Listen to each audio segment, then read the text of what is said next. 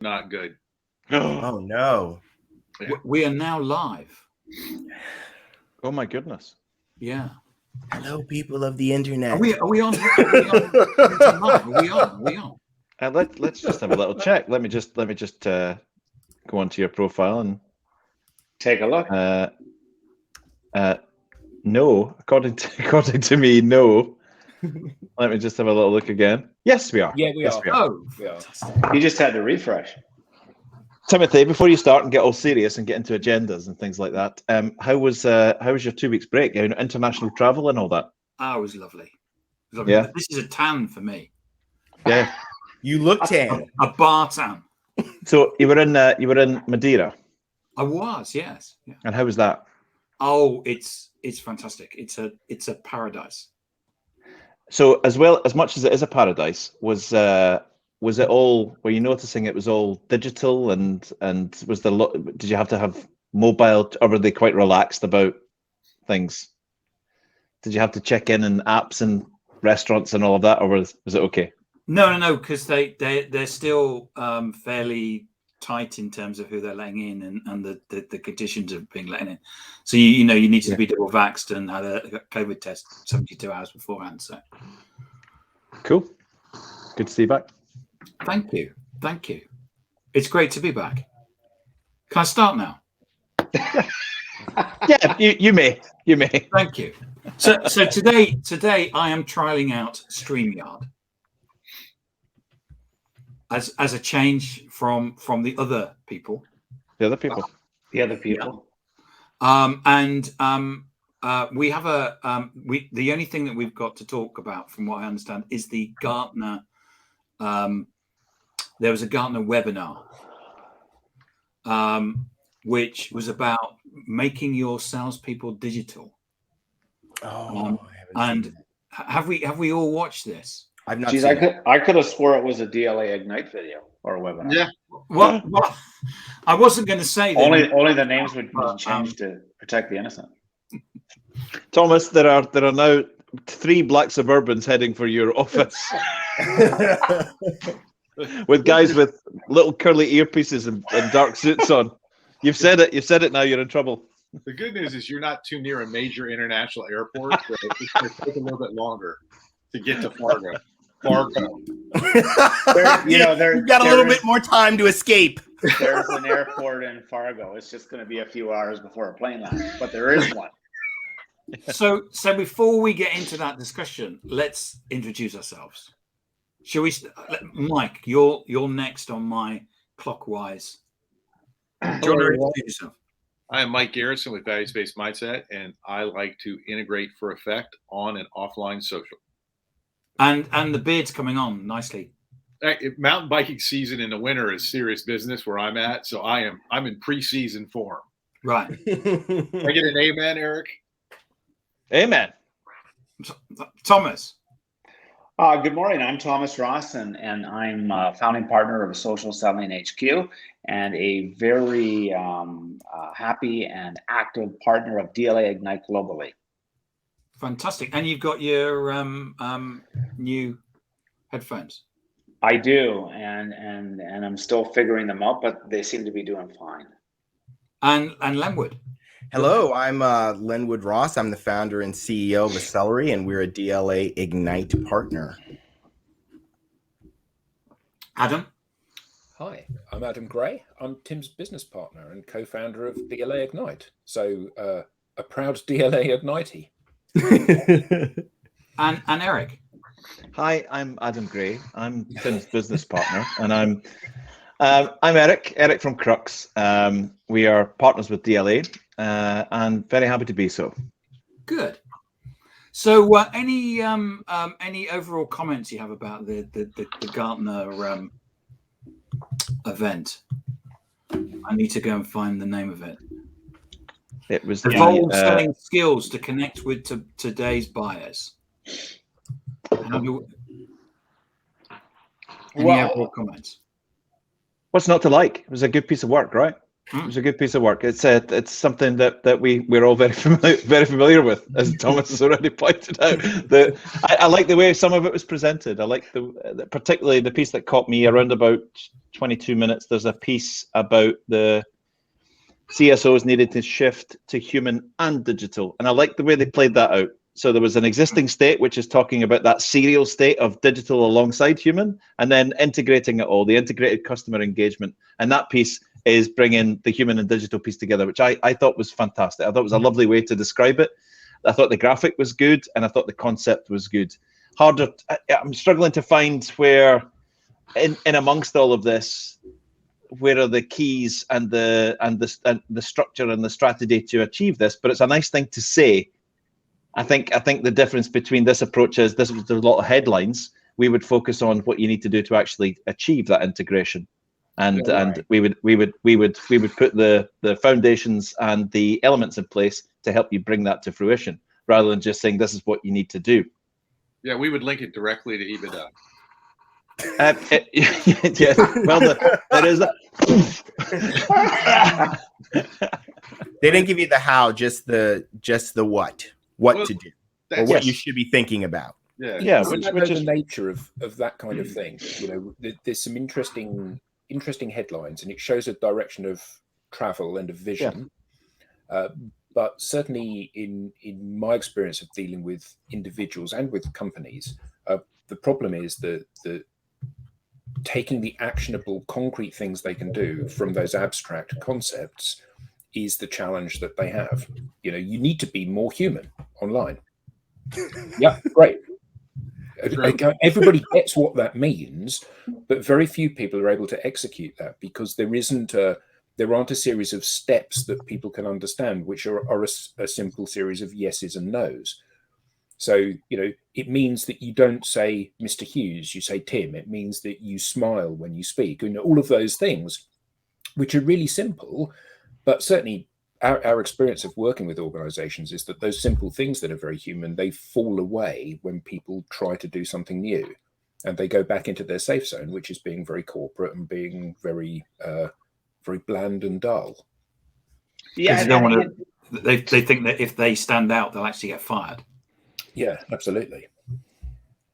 Yeah, I was just going to say that. No, that's okay.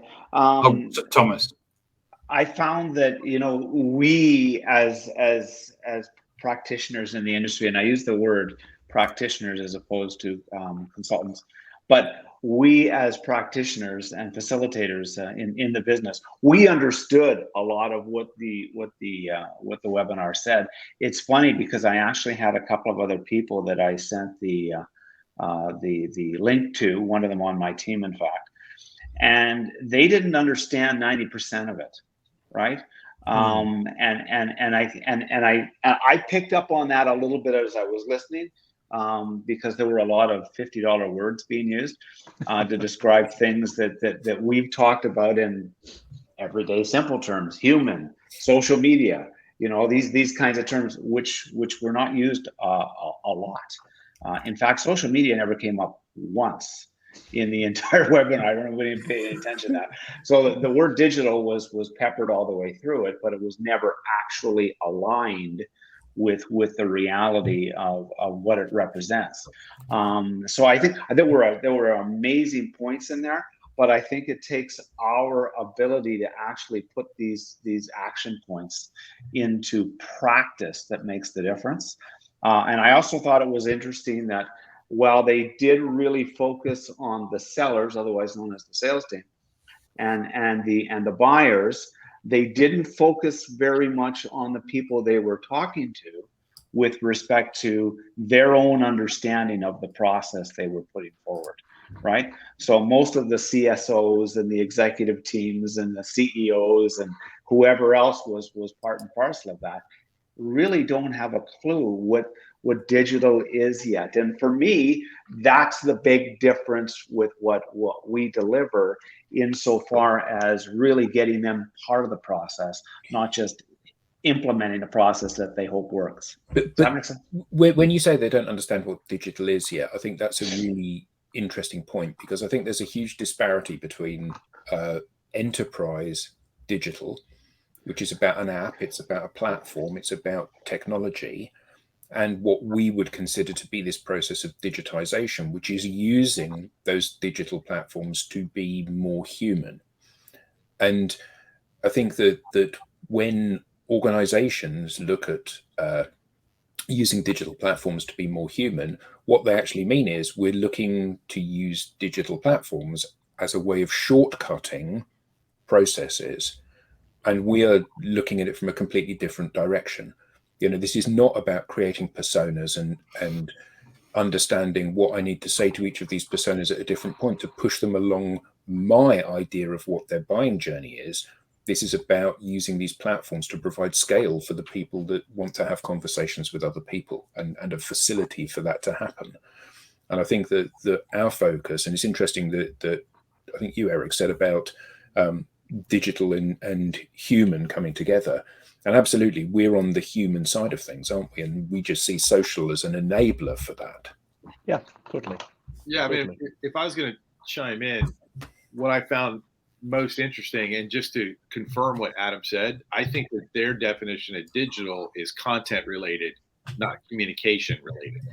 And so they're looking to provide things, and nothing I saw in the entire document was about what really works in sales, which is, can you get into an actual conversation with a buyer for anything other than what you get paid for?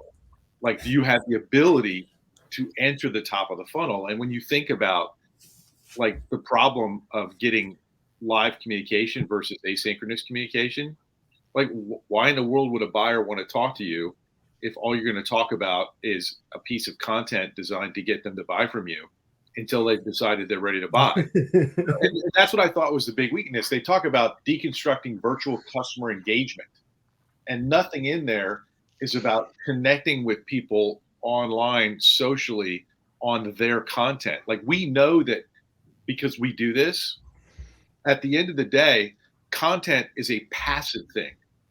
You have to be active. You have to have a system that you're emotionally and logically engaged with, where you're actually going to speak to people. Well, our methodology is not around content. It's around, or not around content for communication. It's around content for conversation. Yes. So me publishing something which is read by 1,000 people is of zero value. Me publishing something that stimulates a conversation is of some value, because for anybody that is engaged with a complex thing, either selling a complex product or selling a complex service or developing complex ideas, that you don't get an outcome from having a brochure being read by somebody. You get an outcome from having a conversation with somebody and seeing whether there's any synergy, and seeing whether you can work together, and seeing whether you have an offer for a solution to a problem that I think I have. And I think that many organizations just see this as a way of floating. They see modern channels as new advertising channels, don't they? I'll put my content out there and some people will engage. Yeah, I mean, Kevin's comment there is spot on, which is, they think digital is an online process like offline process, messaging on digital platforms and email uses to effect and pressing a blue button to connect to the C-suite, instead of a strategy that we know works, speed versus trust. Beautiful. Yeah, I agree with you, Adam, which is that people see social as basically an advertising platform. I mean, what we're going to do is we're going to go onto there and we're going to say, buy my product because it's great. Yeah. And we all know how successful that is, don't we? And then nothing happens. I think so much of this relates actually to just legacy thinking and the development of, or I should say the integration of IT into the organization, because there's a lot of people who remember when the first computers hit the desks, right? There's actually still in the workforce, right? So they really see IT as functional, right? It's not, and they're not thinking about digital as really a new way of doing business. So there's no thinking about changes in how you engage with your customers, or changes. I mean, just there's a very big disconnect still in corporate America about the nature of, or really the difference between digital and IT. right? Digital and social. Yeah, well, social is, it's just the form of digital. It's really just it's the digital way of a digital way of communicating and engaging. It's a digital technology that allows us to talk to people anywhere, anytime, from any location, right? And social media, people don't see that. Social media is digital, but social, the way we communicate effectively, has. Oh, here I go. Wow, nice. Sorry. What? Oh yeah, I bet. So social's been around a lot longer than digital. Mm. You mean human to human interaction? Yeah, is that what you mean by social? This is the big problem with Gartner's seeing here, right? Is they don't understand that digital isn't social. Digital is a way to scale social, but the rules are the same, and they've always been the same. And that is the massive problem that Gartner has, and that we don't. We start with social. It's human beings, and valuing the human-to-human relationship, and believing that through digital, we can leverage relationships and scale activity and compete at whatever scale you want to. And I think that's the biggest problem that this entire thing has is they talk about humanity, and it's nowhere in here. Well, let's pull that through for a second, because they've got a big chunk of this, around about the sort of 18 to 22 minute mark, is built around tech savvy sellers, right? Mm-hmm. And that lovely graphic where they've got the virtual selling competences that they've defined as digital dexterity, Yep. data literacy, and virtual customer engagement, right? Yep. So that's Right. it. That's what you need for virtual selling competence. They're the three key skills that they say that salespeople need to. Absolutely. So let's how have they broken that down? Digital dexterity, they're saying that's the ability, in the first place, the ability to work digitally. And then secondly, and I think this is quite cute, the ambition to work digitally. Yeah. There's the ability and the ambition too. That's quite clever when you think about it. That's a nice piece, the ambition to, because lots of people might have the ability to work digitally. Some people might not really want to. Some people will absolutely want to. Some people might have to be carried along, or as Maria Bolton would say from Gartner, those that don't want to come along or are going to hold you back, you need to open the door and make it nice and easy for them to say thanks, it's been a blast, and let them go. On the digital literacy side, they've split that down into two things even further. You need data understanding and data responsiveness. And then the last piece, in the virtual customer engagement piece, synchronous customer engagement and asynchronous, as Michael was saying, they've split that down into two. All seems very simple, right? 3 main headlines and six little subheaders that you need to be good at to be competent in virtual selling. That's it. Done deal. I don't even know what that second thing is about. I don't know what is data literacy? So I'm guessing. So there's the ability and the ambition to work. Yeah. The ability. So is that their little graphic is analyzing trends, and I'm guessing it's the ability to be literate in the idea of looking at digital data and assessing it and making assumptions and conclusions, right? That's what Do they mean like reading like stuff on the internet and thinking about it and then talking about it? I don't understand what that means.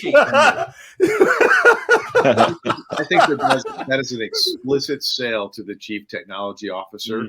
Oh, wow. But let's go back to that communication thing, because that's the problem. If you have a broadcasting mindset, if you have an advertising mindset, you're going to be horrible at asynchronous communication. And if you take it back to like that R word, if you take it back to what we did before social media, if you wanted to scale your business as an individual salesperson, you had to get referrals. And the way that you got referrals was mastering asynchronous communication via the referral source. Right? Feedback. Yeah. And so that's the thing that I think, if you really look at some of the things that we talk about all the time in-house, we talk about how do you effectively, in an online world, in an asynchronous manner, build a relationship. And you have to talk differently than if you're pitching. And I think that If you're a CEO or you're in a C-suite and you know that you get a significant amount of your business via relationship, maybe it's because you're best friends with another CEO in a similar vertical. Like, what you need to do when you're looking at this is what works when we're in front of our clients, right? What are the things that work when we're actually in front of clients, when we're in a good conversation, and how do we integrate that into online digital activity? And that's going to give you a hint about how to be effective asynchronously, because otherwise people are just going to ghost you or block you or unfollow you. Like, I think it's the biggest challenge. And Adam has talked about it. Like, your coaching piece this morning, Adam, where you're going through the fact that the reason that you guys embed coaching into our system is because people need to learn how to communicate in this new manner. Well, I think there are so many inhibitors that stop companies being able to do this as we would see it being done perfectly. So Lenwood's comment about the difference between digital and IT is really important. You know, IT are an enabling function within a business. Their job is to make the systems operate in order that people don't have to focus on the systems, that they can focus on what the systems are there to do. But often I think the implementation of new technologies within companies are seen as the end rather than a means to an end. You know, this is like saying the office is a much better place if we have good cleaners in the office. Therefore, facilities management should be responsible for finding new offices and designing them because they're the ones that make it more comfortable. And actually, the two are related, but one does not really drive the other. And I think that you know, we've seen, without exception, the organizations that have embraced the whole concept of socializing their business and all the benefits that that brings, the organizations that have embraced that most completely, those organizations where we've had the conversation nearer to the top, where the leadership within the organization have understood the full enormity of this change and the full benefit that it can bring, and they have led by example.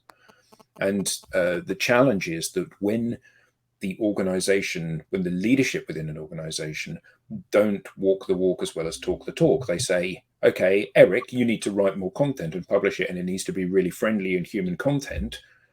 Actually, you can't abdicate this.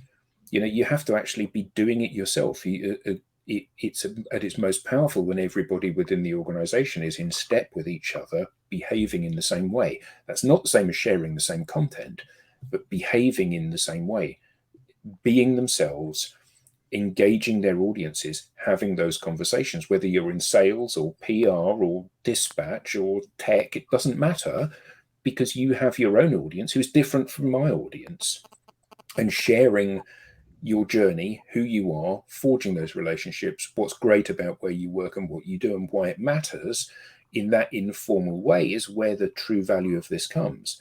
And that's more important at the top than it is at the bottom. But so often it's somebody else's job.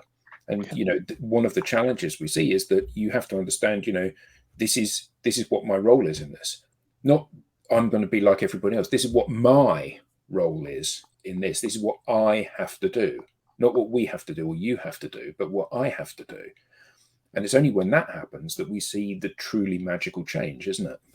And just on that comment there about my content, Adam, I really am trying. I've just been really busy. Hey, Eric, you ready? I think that automating content is flying a false flag, right? You think that automating content is flying a false flag? And so the big problem is automating the production of content or the scheduling of content, or what? Automating the creation of content, like having an outside source create your content. I think fundamentally is flying a false flag, and it's not immoral, right? The challenge is when that salesperson somehow miraculously gets to talk to the client, God help you if that prospective client is a socially empowered buyer and they start asking questions about your content. God help you. Right? Well, yeah. Mike, I actually want to get more nuanced in that, okay? Because I actually think one of the things that the new marketing organization needs to do is to actually work with sellers on the production of content, so that salespeople don't necessarily have to be on Canva, for example, putting something together, but this salesperson is working with the marketing department and communicating with them about the types of content that they think will be successful with their audience. But so that's collaborating. That's not automatically generating. Yeah, that's not like marketing goes off and creates something first, and then just the salespeople become the distribution mechanism. Yeah, I think that's crucial. But I do think that there are skills that sometimes you need. Maybe those skills are around video production or using Photoshop or whatever it might be. And maybe you haven't got the technical skills to be able to do that, but you have got the technical skills to be able to script whatever it is and star in that performance. And there's a real discrepancy here where it's like when I met my wife. Actually, I wanted to meet a girl, so I knew Thomas back in those days. So I got Thomas to go to loads of bars and chat to loads of women. And when the women showed an interest in Thomas, he would say, "Hold on, it's not actually me that's supposed to be here. It's supposed to be Adam. I'll give him a call down in 10 minutes." And everybody laughs when you say that, because it's such a massive disconnect from honesty and authenticity. That's what I'm saying. We think in a sales environment, that's perfectly acceptable. I'll get Eric to write my content for me because he's a better writer than me.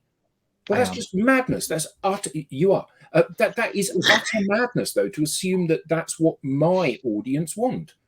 I am the only thing that everyone in my audience has in common. Therefore, it's me that is on show.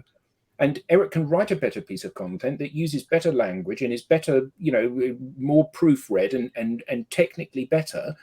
But actually, that's not what my audience are buying. They're buying me. And when salespeople grasp this, we see their success increase enormously when they realize that they're the USP. They're the thing that's up for grabs. Did you see that video from Mr. Wonderful where he was talking about how people used to ask him, how do you get to be successful? And he goes, engineer, engineer, engineer, engineer. That if you want to be guaranteed to be successful in a career, you become an engineer, right? He said, now it's not that. He goes, it's story. Can you tell a story? And he talked about how the liberal arts are coming back. And this is the thing, is the false flag, right, is really deceiving yourself, not the buyer. Because right? Because the reality is, if you want to be able to scale your income and your impact without ruining your life, you're going to need to develop skills in storytelling. You're going to need to, because stories scale. Like, what is some of the most popular stories that we know? They're not digital, right? The Iliad, my God, it was this huge book and they never wrote it for 100, 200 years. It was an oral book. Jack and the Beanstalk the story is over 4,000 years old. Yeah. And so they were telling it at Stonehenge when they built it there. And I just want to underline Adam's point, because if you get anything out of this and you're in the audience, whether you're live now or you're going to see a recording of this, you don't have a choice about whether or not to develop your skill at telling your story. So Mike, I got spammed today by this guy. No. And he thought it was really funny that he was using automation. Anyway, he came back to me and he said, "I'm working an early stage startup. I unfortunately don't have the luxury of sweating over the details and need to move fast and execute things." What would you say to him? Truthfully, or on this forum? Truthfully. I would say have carnal knowledge of yourself. So in his message, he said he doesn't sweat the details. I am not interested. You are a risk. Go die in a fire. So I once got an automated spam bot contact me on behalf of some individual that was claiming to have seen my profile and really wanted to connect, and then we connected, and then I got the the whole pitcheroo of the whole thing. And I went back and I said, listen, that's not how we work here. I never connected with you to just be sold at. I wanted to try and get to know you a little bit better. And I got a message. I actually wrote a piece of content about it. This was last year. The message said, "Calm down, mate. Keep your hair on." I said, yeah, I know. How dare you? You really haven't looked at my profile, have you? I send thousands of these out a day through an automated spammer. I don't have time to connect with people individually and get to know them. If you I don't have time to build any sort of relationship with you unless you're going to give me some money. Unless you're going to give me some cash. But Yeah, then he said, that. this is factual. I will copy this. No one will believe this. I will block out his face because I kept this screenshot. He said, the bottom line is, I'm here to make cash. If you want a friend, buy a dog.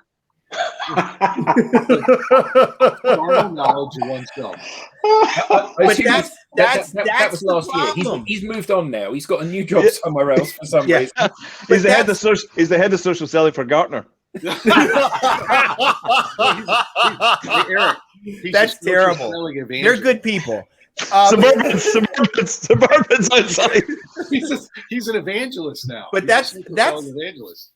Right. That's the problem. Is that and that's why buyers don't want to talk to sellers. Right there, because that person is just an object. They're just the person that the salesperson is using to get to the money. So one of the things that Gartner say in that is that the buyer today is uncertain. They lack clarity, and they don't understand how much they don't understand the amount of change that buying something would take.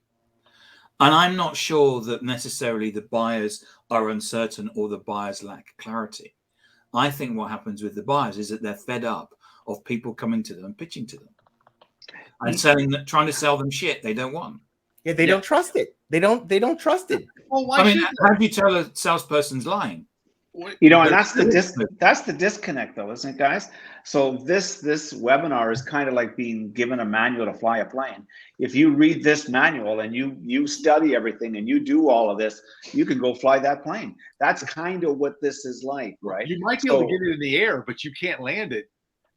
I don't think you're getting it in the air, but nonetheless, the point I'm making is you guys are doing such a great job of showing the disconnect.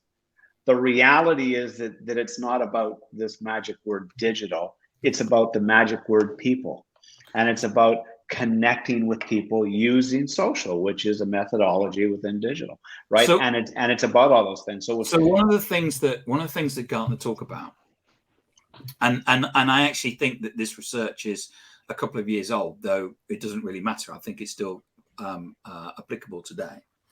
Is that in terms of the time that a buyer spends with a seller, it's only 17% of the time. At best. At best. So yeah. So if you're on a short list of 3, 4, or 5, that 17% is even smaller.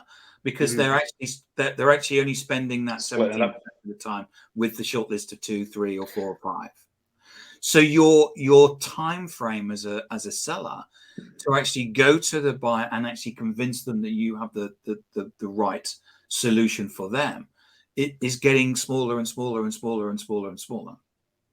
Yeah, well, and deservedly so. Because here's the reality: when the only thing you can talk about is your commission check, you have no value whatsoever. Like we called it commission, Brett, back in the copier sales days, right? And so here's the thing that is true that Gartner and nobody else wants to talk about. If you don't have the capability of interacting with your target market, you should know who the hell they are, by the way.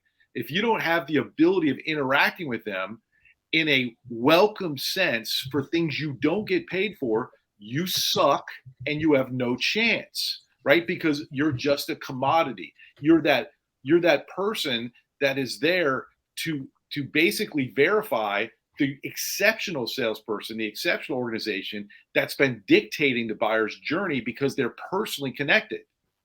Time out, Michael. How many coffees you had today? Tell you what. But does that make sense? What I'm saying is like the real magic, which I think is what we all believe in and what we're so passionate about for our clients, is to take you out of that box, that prison of commoditization, and teach you how to connect personally with the people that you need to have personal credibility with, so that you can make basically all those people, Tim, in that 17%, when I'm doing my job right, they are basically verifying that I am already the vendor of choice. Yeah. Do you ever get just following up on the if you want a friend, go buy yourself a dog. You ever get to the point where you make a connection with someone and you feel it driving the pen just straight into your temple, just pushing it straight in. I put out a post a little while ago that was just a little commentary on modern commercial existence. We used to say people buy from people. Today we say people buy from people that they know from their trusted networks. Just a simple little text post that I put out. Someone responded who was a sales leader in a fast-moving industry. I totally disagree with this, Eric. I've been buying from Amazon for years, and I've never felt the need to build a relationship with the person who puts my stuff in the little brown boxes. No, and That's a guy who has totally misunderstood what Jeff Bezos has been doing for the last 20 years. That guy has a fundamental lack of understanding. Yeah, when you're buying a new mouse mat, clearly that's something that you do a massive amount of research and kind of risk analysis on, and you need to forge some kind of relationship with the seller. So this guy, obviously, he's got his finger on the pulse. Big time. I mean, that's the most ignorant comment. I mean, you deserve a prize for flagging that, Eric. It's the most ignorant comment that I've heard for a long time. There is the other guy that works for the social media company that said that on one of your polls that social media wasn't relevant today. Yes, one of the senior sales people. That was interesting, wasn't it? Yes, it has little or no impact on my my job. But we're not going to say the name of that company. So here's what I love about social media, though, that referrals. We used to talk about the rule of 200. Like if you do referrals well, you'll get some business. If you do it bad, you'll get no business. Well, here's the beauty of social media, Eric. Right? These like mouth breathing marginal human beings, like will now provide eternal evidence of their ignorance, arrogance, and just general lack of value. And I for one, am glad for it. Thank you, Michael. Tim, I don't know if you'd like to move on, but I spotted something on digital this week, or it's very much related to the whole Gartner piece and what we've been talking about. Is that okay? I was actually just checking a button down here in whether there was in StreamYard, whether there was a button down with Mike that you could deactivate the coffee. Lower the caffeine. Exactly. He's in rare form, that's for sure. But there is an ability for me to eject, edit the name. So I was just going to put the coffee man or something. Coffee guy, caffeine, yeah. The caffeine sheriff. A beautiful little piece. Many of you will have noticed it. It was actually brought to my attention, and I think to all of our attention, by our colleague, the excellent Kevin Milne, who I think is listening in the chat. Give us a shout, Kevin, if you're listening. Give us a shout, Kevin, if you're still there. If you're still there. So Kevin actually loved this because this played very much. Odessa, yeah. Thought you were looking for the ejector seat. This plays very much into some of Kevin's highest values on social. So this is a piece written as a guest post and author on Chronicle, and it was the brilliant Mark Schaefer who wrote a piece of content, wrote a blog, and the blog's titled, I'm just going to read the top section out if you could humor me for a sec, because I think this speaks very much to my heart and to our overall mission in life. I love Mark. The piece is titled 5 Reasons Content Marketing Success Requires a First-to-Market Strategy. And we can put the link in the comments here. So the following is a special guest post from the author and content marketing expert, Mark Schaefer. So just humor me if you will. I'm going to read this verbatim. I've spent the bulk of my consulting career helping businesses answer one compelling question. How can we stand out in a noisy world? Mark writes. The answer is complex and ever-changing. But one way that you can surely help yourself is by focusing on fresh, cutting-edge topics. a first-to-market content strategy. In 5 lively sections, I'll explain the straightforward business case for this imperative. And he gives 5 examples. Thank you, Kevin, for this. This is brilliant. The impact on social sharing. Number 2, establishing authority. Number 3, relationship with engagement. This number 4 is like a power blow to the solar plexus. Resonance versus SEO. Resonance versus SEO. And number 5, audience attraction and retention. There's a brilliant story that he goes on to tell about having a seafood dinner with one of his clients and how a story came about. But he talks about the fact that he said most of the best guru advice in the content marketing world today is based on the creation of a ton of epic content. But here's an insider secret. He says the value of content marketing does not come from content itself. It comes from the transmission of content. The transmission of content. The economic value of content that is not seen and shared is 0. And then he goes on to talk about how he came to work with a client that was nowhere within his network, nowhere within his sphere of influence, nowhere even on his radar. And when he was sitting down having this seafood dinner with them to celebrate their contract signing, he said, "How did you find me?" And his content was transmitted to them via network after network after network after network. So the value of that content, the economic value of content that is not seen and shared is 0, is an incredible concept, right? And I'm not going to read the whole thing because it's a lovely piece. It's actually quite long, but there's lots of gems in there from Mark Schaefer about the 5 reasons content marketing success requires a first-to-market strategy. And that first-to-market equals getting that content out and under the noses of people that can really make a difference. When you say first-to-market, what do you mean? So that whole idea of being, we talk about the fact that social selling done well will reduce your sales cycles times by an inordinate amount. In some cases, 30, 40, 50%, right? Yeah. So that first to market, Eric, can you link that? Yes, I can. I probably will be able to. Maybe we'll put it in the chat afterwards if possible. So that first to market piece. So we know that how many times I remember sitting as the MD of a small service company and sitting there going, guys, I've just had as a big project come on the market. I just heard, I was in a coffee shop with a friend of mine. The tender's closed on that one, Eric. We missed it. What do you mean we missed it? That's a massive project for us. It's complete sweet spot territory. How did we miss it? It just passed us by. By the time we got to know about it, the deal was done. It was closed. Tenders were out. Proposals were done. We weren't even last to market. We missed it at the party. Yeah. We weren't even at the party. We weren't even considered. We knew nothing about it. So that first to market piece, being aware of the opportunities that are available to you in a particular vertical, in a section of target accounts, being aware of them and being first to the table about them, that whole first to market piece. Mike's doing it through the medium of dance. Is that through the medium of expressing it through the medium of dance? Contemporary.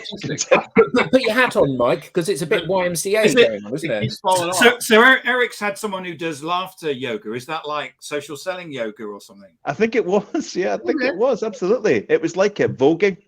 But Eric, you're making an amazing point. And Tim Hughes does this better than almost anyone I've ever seen. Which is really taking something that maybe your prospect or a client or someone is saying and turning it and flipping it into content in a matter of moments. I don't know sometimes how he does it so fast, but 65 staff in a floor underneath that room. It goes in the chute down to the content production room and then comes back. But it speaks to something that you see all the time, right? On social media, which is this idea of thought leadership. And everybody likes to say that they're a thought leader, but really being a thought leader means actually thinking about the problems that your customers are having and talking about solutions, in real time on social media, engaging in conversations with those customers about the challenges that they're having and the solutions that may be available to them. Like that. That's real thought. Thought leadership is not saying I'm a thought leader in your headline. It's actually engaging in battle. It's actually being out there, having the conversations with your customers, talking to them about their challenges, and expressing, the solutions in real time. Yeah, It's a totally. field of Totally. dreams. We used to use the term. Oh, sorry. Eric said, no, I was just going to say, one of the things that you said was that it's the difference between producing, it's not the creation of content, it's the transmission of content. And Gary Vee said, content is king, but context is God. Yes. And I love that, because at the end of the day, you can write the best content in the world, but if no one ever reads your content, so and social is the great platform for creating the opportunity for people to trust you and want to read your content. And building that distribution mechanism is what we all spend so long trying to do. So people do engage with our content. They do therefore spread it out to their networks, which is exactly how Mark won this piece of business, because somebody that he was engaged with had reshared or commented on his content, and someone else had seen it and they'd reshared it, and so it had spread to this prospect who became a client. Absolutely. So Mark's dissection of all of that and what it means goes into much greater detail, and I think the wonders of science here. I might actually be able to put the little link in here. Boom. There we go. There's the link. No, is that a private chat? That's the private chat. And maybe I'm not able to then. Well, I'll definitely put it in the. The comments. In fact, I know how to do that. I'm gonna. I just did it. You guys carry on. Oh, you did it. I did it. Then we've done it. You're so cool. So cool. You're so cool. You know, at the end of the day, guys, I think that, and I keep bringing it back to this, but because I want to differentiate. So the Gartner exercise, whether it's this webinar or any of the other 1,800 that they've put out, the difference between this conversation is the difference between the actual retention and use of skills, talent, digital and technical, and the yakking about it, right? With $50 words. So it's really, we are actually putting these things in place and making them work, right? As opposed to yakking about them with words that are designed to confuse rather than explain, so that we can actually make these things come to fulfillment, right? And I think that's the big thing that you want to be able to take away from that, and I don't want to pick on names because it really doesn't matter, but you can look at all sorts of sales platforms and technologies, from Sales Navigator to all the rest of them, and they get bought, they get put in place, but they do not get used. Right, and all of us have example after example. It could be a CRM. It doesn't matter what it is, because nobody knows how to use it, because they're not using a process yet that works in the first place. And what we're all talking about here today is the actual process, right, that makes it work, and not the tool that you're going to bring to the table to automate that process. And that's the difference. So yes, Gartner makes a lot of great points. But they're useless points if you don't know how to implement them. Yeah, absolutely. Just a fantastic point. Just closing off the Schaefer piece. This is his words. My content was not at the top of an SEO stack for personal branding. I'm certainly not going to make the Alexa hit parade, but a person who hired me for this important work chose me because there was an emotional connection that resonated with him or her on a personal level and professional level. I won the business in Seattle against all SEO odds because I ignored SEO. I wrote for my readers. If I do that well and consistently, I'll earn subscribers. I'm not creating content to trick you into clicking a link. I'm creating content that consistently connects with your hopes and dreams as a business. And I'm building long-term connection through fresh and timely content that resonates with you. I mean, that's I love that, man. That gave me the tingles. Woo,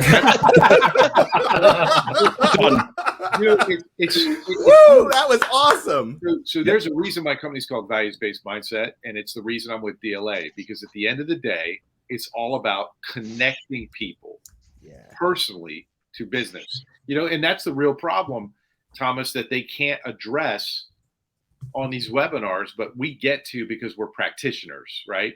And it's like information is like a piece of content.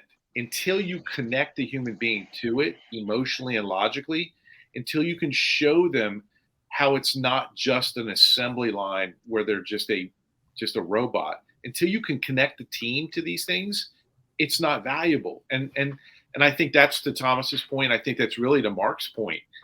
It's, do you understand this at a deep enough level as a leader to be able to really connect your team to what has to happen in the future? And that's where you need help. You don't need a webinar. You need a caring human person that understands this, has been down that road like all of us have. And there's other people that we know of, that's actually going to get out there and show you how it's done, be there for you when you need it, because that webinar is not going to help you when none of your salespeople know how to do it.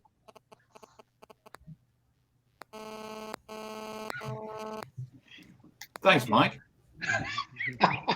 Good. Hard to follow that one, isn't it? That was Mike's. That feedback was Mike's hard drive rebooting his personal hard drive. Hey, look, I was just preempting because we know Thomas is going to drop something. Like, we're getting in that last. Come on, Thomas. It's the last 10 minutes. It's yours. I spoke too soon. I think that's what I did. That's what I thought. You did. I got to time that out better. You went crazy at 9:30. I was like, Thomas, man, like what happened? Yeah. Usually you hold that. Dropping mic bombs. But all that said, there were some really good takeaways from that, and they're takeaways that we've been giving away for a long time, of course. But nonetheless, they're good takeaways. I think the key thing that that I took away from that was really giving the credibility of what we've been saying for a long time to those that are going to be hearing that for the second and third time, right? Because when you hear this for the first time, it just goes over your head. When you hear it for the second and third time, hopefully it starts to penetrate. And when they're reading our content and they're engaging with people who they trust and who they know are credible, it actually starts to resonate, and then they reread it, and then they go back, and the next thing you know, like Mark so profoundly put in words there, they reach out to you because now they trust you, they engage with you, and they want to ask you questions. And we all experience that every day, but there was nothing in that webinar that talked about that process, and that's what's missing. It's the human element. It's the actual touching somebody so that they feel like, wow, this is a person that can really help us. We need to talk to them, right? And that's the powerful thing about what's happened with digital is brands, the big brands have kind of fallen away to us as people, right? Because they're less interested in the brand and they're much more interested in all of us, hopefully. Hey, Mark says in here, how can we stand out in this noisy world? And I think he really highlights the fact that if you are just producing content, but you're not making sure that it's getting transmitted to your audience, you're actually just in the audience. That's why it's noisy, because everybody's in the audience. How do you get on stage? If you're in the C-suite, if you're a leader or an individual practitioner, the real question is how can you be welcomed on stage where the audience is your target market, as opposed to having the target market on stage and you're in the audience with all the other people trying to get their money. That's a great point, Mike. Mark Schaefer. Yeah. Not my point. Just...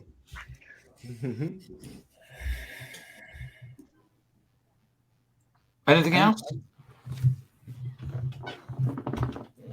Are we done with our main order of business, or are we get more to? No, we're done. Yeah, we're done, Eric. Yeah.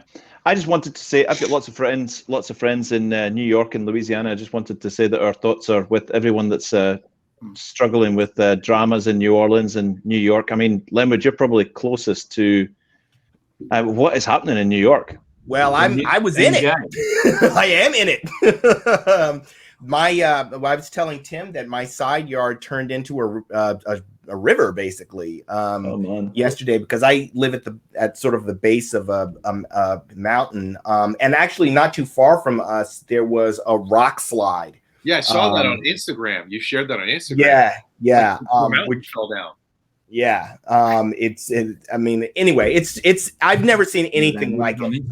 Never seen anything like it within, moments. I didn't realize. I've actually just been reflecting on it because I went through it, where I went out into the storm, and the water was rising, and I mean, it's just.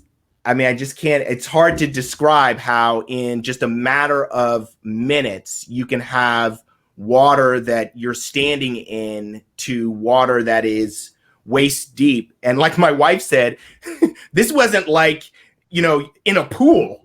This was like in a wide open space that this happened. And my daughters were scared that I was going to drown. That's how much water there was in such a very short period of time. Wow. Yeah, it was really crazy. But where we are isn't even the worst of it. Well, that picture of the subway in New York City with the water just gushing. Oh out. man, yeah. And those people. I mean, I spent a lot of time in New Orleans when I was back in the drilling business, and seeing what they went through and the fact that they're nowhere near over or even back to where, getting standing on their feet and then to be hit again. It's just like, where do you start? It's just incredible. Right? And in the middle of the COVID outbreak too. So like you've got hospitals that are maxed out, no matter what you believe, the hospitals are maxed out. Now you have power issues. How do you transport people that are ill? I mean, it's a nightmare. Yeah, and these are happening so frequently. I mean, we've only been in this house for 3 years, and we've had this kind of not to this level, but similar event. This is the third one. Twice we've already had one. We had one earlier in the summer, in this same little area. And I tell people that our infrastructure in this country, I don't know if it is in any other country, is not built to handle this amount of water in such a short period of time. Yeah. The statistic I heard about the Raritan River, which is not too far from here, is that on, I guess it was Wednesday afternoon, it was at 4 feet. By the time it crested yesterday, it was at 27 feet. Wow. That's crazy. One more thing I'd like to just, since we're doing, I would like to just say Brandon Lee, a personal friend of mine, and another DLA partner, is struggling right now. He's having a hard time with COVID, and so if you're among the praying set, or even just contemplative, it would be really great if you throw something up for him, and also encourage him.